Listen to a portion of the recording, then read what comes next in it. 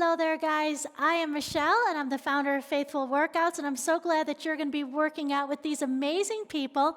I've got my friend Eileen, Sarah, and Sharon, and we are all today just going to literally do some worship and do some stretching, okay? Does that sound like a good plan? Can you all use a little loosening up in our body? So we're just going to start with some nice big inhale, exhale. And there's going to be times when I'm going to be stopping and I'm going to be talking to you, just kind of heart to heart, okay? And when I do that, just follow these girls. They got it all going on. And so today, throughout this entire stretching time, I really want you to put your eyes on Jesus. I want you to just focus on him and his love. And what we're going to be doing in this process is also going to be kind of walking through what it looks like to live with more joy, okay? We're going to go off to the side here.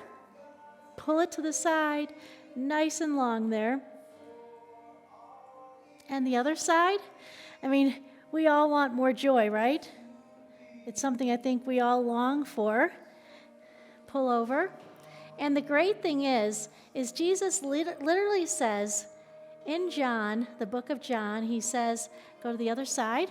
I've told you these things so your joy will be complete. Drop your chin down. So he isn't trying to make us guess. Look back. Look down. And look up. Head center. We're going to come up. Come forward. Down. Come up. And down. And roll it up. And you're going to pull it over to the side again. Okay, again, just keep following them. So yeah, in John chapter 15, Jesus is literally saying, I'm telling you these things. You know why? Because I want you to live with joy. Remember back in John 10:10 when I said, I've come so that you can have life and live it to the fullest? That full living that I was talking about, it has to do with joy. So I'm going to talk you through John 15, what Jesus teaches us.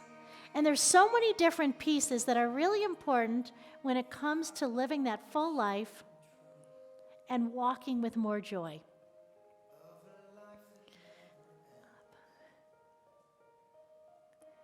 We're going to do that whole series one more time. Pull forward. In John, it starts off by Jesus talking about a garden, right? He says, my Father's the gardener, I'm the vine, and you are the branches. And his whole talk is really because he wants us to produce more fruit, okay? So I want you to stop and think, what does that mean to you? Why do you think Jesus, if he's going to be telling us about joy, why do you think he's talking about us producing fruit? Sit with that for a little bit. Now center, and we're going to just do some big shoulder rolls. So good. Nice and slow, really pulling those shoulder blades apart. Good. One more time here. And back. So if you've done Faithful Workouts for a while, you know I'm a fast-moving, go hard person. And you know what, though? This I'm looking forward to. It's going to feel good. 2 more. All right, let's go ahead now. Hold one hand out in front of you and just kind of pull back. Get that nice stretch in there. Right there. And then we take it down. Feels good, doesn't it? Yeah. Let's do that again. Let's pull it back. And then take it down. We're going to go ahead and do that now on the other arm, just the same thing. So yeah, you're a branch, he's the vine, God is the gardener, and we need to produce fruit. You know, he also says in there that if you're not producing fruit, my Father's going to start to do some pruning on you. And again, you're like, really? We're talking about joy here. How are we talking about pruning and me having to produce fruit and everything? We're going to take a step out here. Nice big step, strong core, arms nice and long. We're just going to sit here for a little bit, and then Sarah's going to start taking you into some forward and back motion.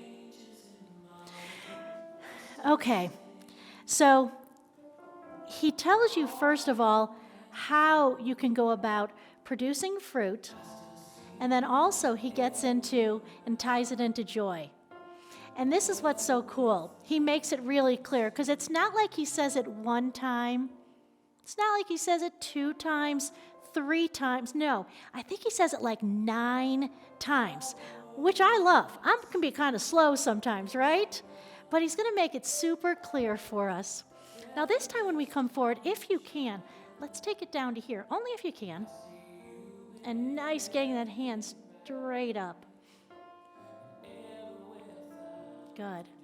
We're going to turn our back toe this way and come into here. And then we come our arms back and up and down and up and down. Let's go ahead and do 4 more times like that. Are you wondering what he says 9 times in there? He says, remain in my love. Abide. Be with me. Don't just let someone tell you about me. Be with me. Be present with me. Stay connected to me. All right, we're going to go and do a little flip around here. Have you heard the word abide before? It can sound like kind of a churchy word in some ways, right? Abide. But it's the most beautiful word when you think about it. When you think about it as in remain in my love. Lean back and come forward. Good. You know, he must love us an awful lot to say he wants us to remain in his love.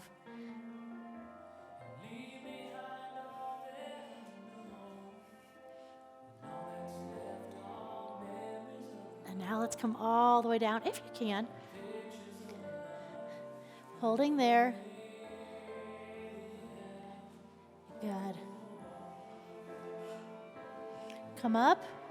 Let's pivot on that back foot.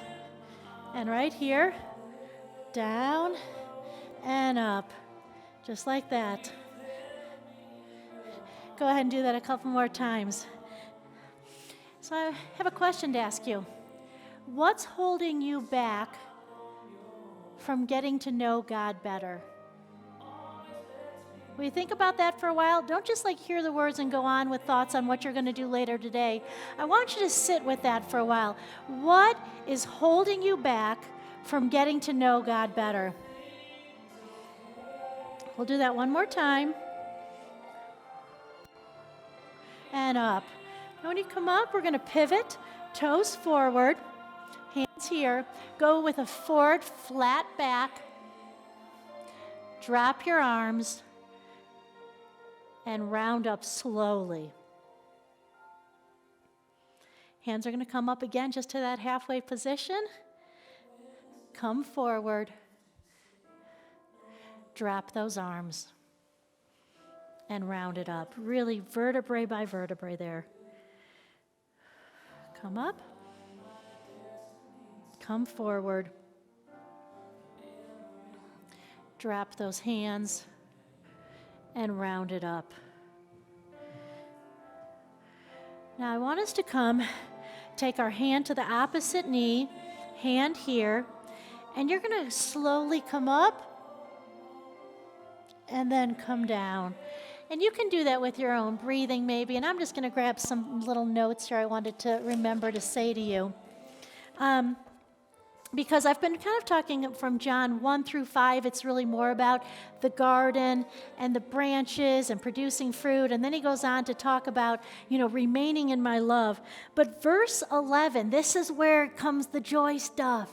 He says, I have told you these things so that you will be filled with my joy. Yes, your joy will overflow. How beautiful is that? And this is what's going to get kind of interesting here. Let's go ahead now to go to the other side. He's going to go on to tell us that real joy, you know where it comes from? It comes from remaining in his love, and then taking that love when you're so filled up, and then going and giving love to others. It's in giving love to others that we experience joy. Now, we're not loving others so that they'll love us. We're not going out and loving others so that God will love us more. What we're doing is we're saying, I am so filled up with love, I got so much to give out. I've got to go and give some love to someone, or I'm going to bust with love. One more. And down. And then we round it back up. We're going to bring our feet in a little closer and just sit back, pulling in that core. Reaching your arms up. So have you taken a moment to think what's holding you back? What's holding you back from just getting to know him better? I think what holds a lot of us back is fear. What will he ask me to do if I get to know him better? What will he ask me to do if I sacrifice my life and say, here I am, God, I'm a living sacrifice. I'm ready for you. Come on down with those arms and stand up. We're going to bring up one leg. You can bring it above knee or below knee or keep it on the ground, and arms up. Is that you? Do you have any fear in there? Like, I know I'm good enough. I mean, I've got my ticket to heaven. I don't want to get any more of that in me because I might have to do something kind of weird. He's not going to ask you to do anything weird because he loves you so much. He's going to continue to pour love in you so that you can go out and love others. And then your joy starts to be like overflowing. I mean, do you want joy that overflows? Why not give this a try? Why not saying, starting today, God, I just want to know you better. I want to sit with you with an open heart and receive your love. Because you know what happens? When you get filled up with love, not only will you go out and love others, you know what happens even before that? You begin to love yourself. You start to think, this is okay. You know why it's okay? Because God says so, and he created everything. Let's come down. We're going to go get some bands real quick. Bands are optional, so go ahead and grab some bands, guys, if you can grab one for me. And we're going to come down. And this is, if you need to stay standing, you can do your own thing here right now. Just stick with this, because I really want to keep telling you more about this whole John 15 and joy and love. So we're going to put on our back leg right here. And you're going to pull that in, okay? Pulling it in. And again, just follow. They'll be kind of walking you through, pulling it back, out to the side, crossing it over, a figure 4. So some really great stretches there. So God now, let me just recap again. I'm talking about John 15. He's talking about he's the vine where the branches, the Father's the gardener, and if you're not producing fruit, the gardener's going to come and prune you a little bit. And then he talks about how you got to remain in my love. You've got to abide. Stay with me. Stay with me. Your joy's going to overflow. And now what's going to happen is you have so much love, you're going to go and start loving others. And then here's what's really interesting, okay? Verse 18. It's all sounding so beautiful, right? Verse 18. You need to know that the world will hate you. The world will hate you. Whoa! Where's that whole joy and love and all that kind of talk? But you know what? He knew what was to come. And he didn't want to set you up for failure in this whole joy thing. He wants to set you up for success. You're in this great figure 4 stretch here now. And you're going to drop your knees forward or away like that. Okay, nice stretch there. He doesn't want to set you up for failure. He wants you to succeed. So he's saying, hey, I'm going to warn you right now. What you're doing, how you're living, not everyone is going to be on board and love it. Let's go ahead now, come to that side. You may have to see our back for a little bit, but that's all right. We're going to pull it in. So he's warning us. He's like, the world's going to hate you. They hated me, a lot of them. because he knew people pleasing was going to be one of the biggest things that's going to get in our way of experiencing joy, of spending time with him, of getting filled up with his love. It's going to be what will the world think of me if I do this? Let that foot extend out and bring it forward and back. So you get a nice hamstring stretch, and then you get that quad hip flexor right there. Good. And back. Isn't it cool that he's explaining this to you? He's saying, yeah, you know what? You have to be ready because this is going to happen. Have you ever had anyone kind of turned off because of your faith? We're going to keep that leg extended, go on our back, hands up, and just pull it up and down. Up and down right there. And as soon as you can understand that you'll never make the world and all the people happy, the sooner you can start to walk with more joy. That gets so often in our way. It's a losing battle to think that I can get everyone to love me and think I'm awesome. One more like that. Okay, so let's put the band on the opposite foot now and start to pull it back. So in the last couple verses of John 15, some more great things happen. You know what he says? The world's going to hate you, but you know what? It's okay because I'm sending you my spirit. I'm going to send you my spirit that if you believe in me, you're going to have my spirit in you. And you don't have to listen to the words of the world anymore. You don't have to listen to their noise. You just got to listen to my spirit, and I'm going to get you through this. Make sure you're just watching them doing these great stretches back here. And now I'm going to come to probably maybe my favorite verse in all of John 15. Verse 27. He says, okay, you've got the Spirit, all this. Now listen, you must also tell others about me. This is connected to our joy. We must tell others about him. You want that joy complete? You got to sit with him, get to know him, remain in his love, go and love others. You have to stop trying to please everybody. You have to let go of the fact that the world may hate you. You got to understand that my spirit lives in you. And then you go tell other people about me. And you know what? When you're so filled up with love, what happens? This song happens. They're going to see him. They're going to see God in you. Drop your knees again.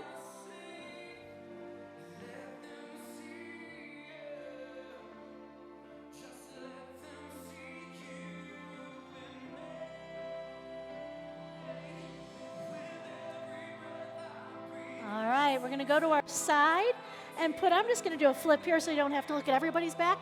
I'm going to be right here and just pull that in. Guys, I'm telling you this, in a way I've experienced it. I really have. I feel like I live with a lot of joy. And I'm not bragging at all. I'm just trying to follow directions from the one who created me. I'm trying to live in such a way that I am producing fruit. The fruit that lasts, because that's the only fruit he says that matters. It doesn't matter about that temporary stuff. It's the fruit that lasts. Hey, you know what lasting fruit means? It lasts. And you know, the only thing that really lasts is eternity. And it's letting them know about his love and his truth. And then you're producing that fruit that lasts. 2 more. All right, we're going to lay on our back. Leg extends still. Right here. Up. Is this making sense at all? Are you hearing it? Why not give it a try?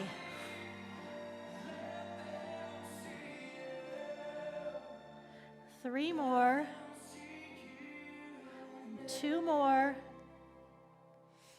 1. Hug those knees in and just kind of round them around a little bit here. And the other way. And then we're going to rock back and forth a little bit and come up. We'll sit here, bottom of our feet together. Push our knees down. So if you've been going to church for a while, but you're just not experiencing that peace that goes beyond understanding, if you're not walking with that unbelievable joy, could you just try, even if it's just a couple days, let's put our feet out a little bit more and pull forward, to just start to spend more time with him, to live with him at the center of everything. Here's one thing I know, is he wants to be with you. He created you. He loves you. He wants to be with you.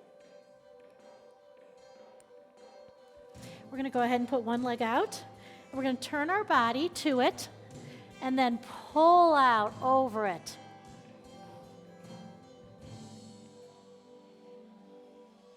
There is no greater joy that I've experienced in my life than those moments when I knew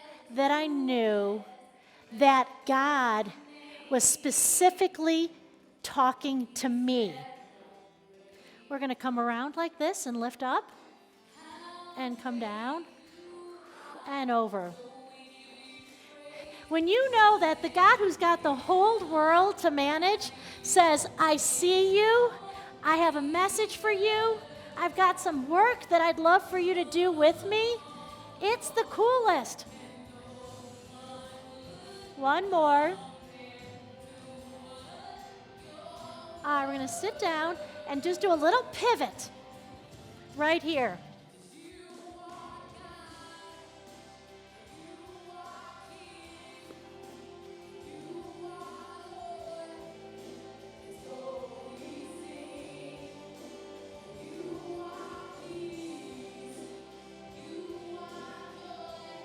And come up, press it up, and we're going to switch it over to the other side here, right there. And so the first thing we'll do is just pull out over, right there, and around. My husband wrote a book called The Joy Model, and in there he talks about the importance of being with God and letting him tell you who you really are, giving you your true identity, because your true identity is received, it's not achieved. You are a beloved child of God just because you are. One more. All right, we're now going to pivot here and come down.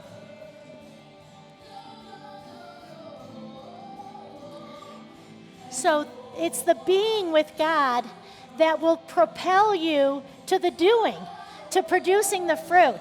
But it all starts with being with him, being in his love.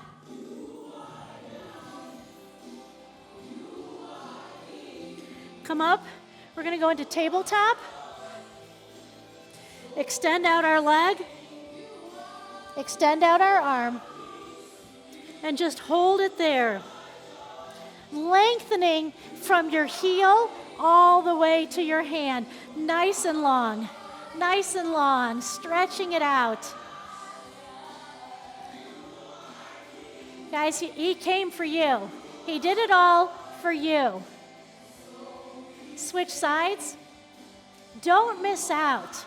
Don't miss out on all that he has. He didn't come just so someday we could go to heaven. He came so that heaven could come down here.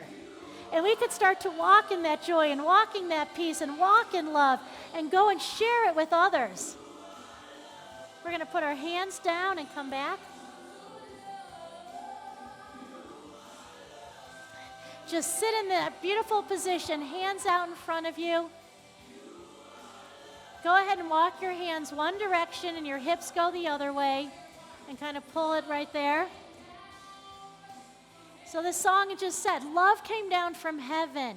Love came down from heaven so that you could live with joy. Go ahead, hands to the other side, hips to the other side. I so love that verse of just Jesus saying, come to me all who are weary and burdened and I will give you rest. Because I think next to joy, one of the things we long for just as much is rest for our soul. Who doesn't want a soul that is at rest? All right, we're going to come now back up here and just arch and come down. Exhale. Inhale. Exhale. And let's sit it down right here. You can put your hand on the ground or you can drop to your elbow and stretch over there. Reaching it over just like that. And come up and we'll go to the other side. You know, if you look in the Bible, it's all about him coming for the broken. He's not coming for the perfect. He's not coming for those who have their whole act together. He came down for those who were broken. Come up. Now we're going to sit here. We're just going to kind of do a little twist here. Twist. And then twist. Just like that. Nice and big. Good. Yep, he left his throne in heaven to come down for you and I. What's holding you back from wanting more of him? One more. We're going to take our arm up overhead and stretch it out down there. His plan is a good plan. His good news is really good news. Switch.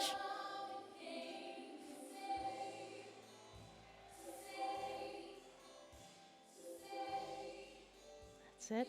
We're going to come across here now. You know, Paul, who wrote quite a bit of the New Testament, he talks about, joy always. He talks about being content in all situations. Other way. And the reason he can talk that way is because he, one, experienced God. He went away and spent time with God often. And Paul risked it all, didn't he? Because he was so passionate. He made it his number one goal to tell others about him. Let's go ahead now and come up here. And we're going to do a nice big inhale. Come up, inhale it up, and come forward. And slowly roll it up again. We'll do just a couple more like that. So I hope something here, somehow the Spirit has connected with your heart in such a unique way today where you are literally like, this is going to be big, number one. I just want to know God better. I want to spend time with Him. I want to be in His love because I want joy that overflows. I want a soul that's at rest, at peace. And I've tried these other things and they're just not happening. One more time, we'll bring it up. And come forward. So thanks, guys. I hope that felt great. And I just want you to know Him better. Because when you do, He talks to you and He does amazing things. Thank you, guys. Thanks for being here with us. And we can't wait to work out with you again soon.